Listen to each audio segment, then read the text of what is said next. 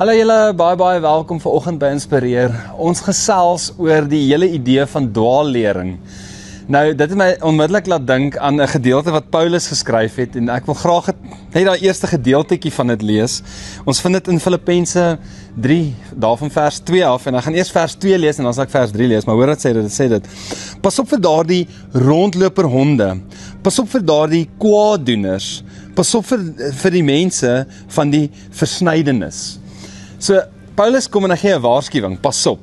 As ek regtig nou hieraan dink, hy praat hier heel eerste van rondloper honde. En as jy gewoonlik by mense kom, kyk, ek is baie lief vir diere, ek is baie lief vir honde, maar ek vertrou nie alle honde nie. Veral nie as jy by mense se huis kom en daar staan, pas op vir hierdie hond nie. Dan weet jy, hierdie is 'n kwaai hond en hierdie hond byt. En Paulus sê heel eerste, as hy praat van dwaalleraars, praat hy van die rondloper honde. Nou in die konteks, en daai jare het mense nie honde aangehou nie, honde het in die strate geloop en honde kon of vriendelik wees of jou byt, nê. En so jy moes pas op vir hulle, jy moes uitkyk vir hulle. En ek dink dis wat hy hierso sê, hy noem daai mense, dwaalleraars, rondloper honde, is die eerste ding, dis harde woorde. Die tweede ding wat hy hulle noem is kwaaddoeners.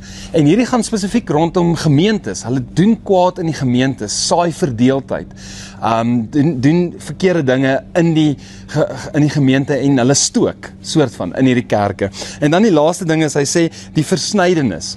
Hier word verwys na die Jode, of daai ouens wat gesê het, okay, hoorie so, ons aanvaar Jesus as die Messias, maar ek dink jy moet nog 'n ekstra stappie gaan. Daar's nog ietsie wat jy moet doen, en dis besny jouself, en dan weet jy is in die koninkryk. En in 'n groot sin, as ek dink aan dwaallering, dan dink ek altyd aan die idee dat Jesus is nie genoeg nie. En Paulus sê vir ons, luister, pas op vir daardie mense wat ietsie bysit. Hulle kom partykeer soos, miskien dalk 'n vriendelike hondjie voor, reg? Maar hulle is rondloperhonde en jy weet nie wat hulle gaan doen nie. En hy noem hulle hierso hierdie karaktereienskappe van 'n dwaalleraar. Hulle sit altyd so ietsie by die evangelie, ietsie by Jesus, asof Jesus nie genoeg is nie. Paulus skryf verder, hy sê, ons wat God deur sy gees dien, het mos klaar die ware besnydenis.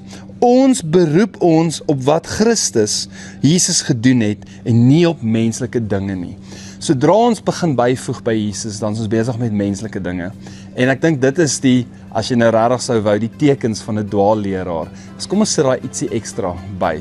Ek hoop jy het 'n lekker dag.